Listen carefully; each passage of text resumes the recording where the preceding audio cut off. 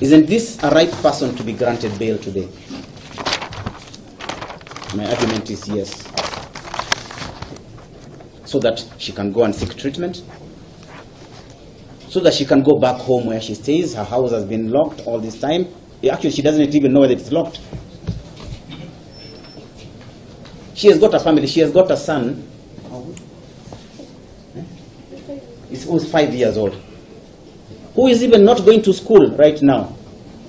But they still want 14 days, and this boy still stays at home. Look at the remoteness of it. The damage to her is not only to her, but also to her children. I mean, to her son and her family.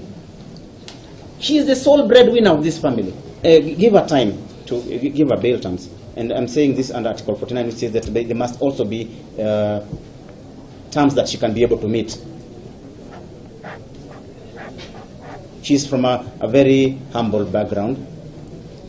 She has worked her way through all this that she's being, she has managed to attain until this particular moment. Give her conditions that she can be able to meet, even if it's a reporting order,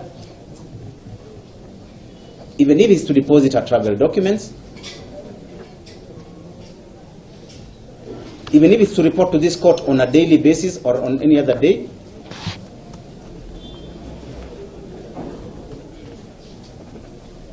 And finally, we would also ask that they release her motor vehicle which they are holding at the station, which has nothing to do with this case. With regard to the unconstitutionality and unreasonableness of the application that has been made by the prosecution for extension of time within which to purportedly complete investigations.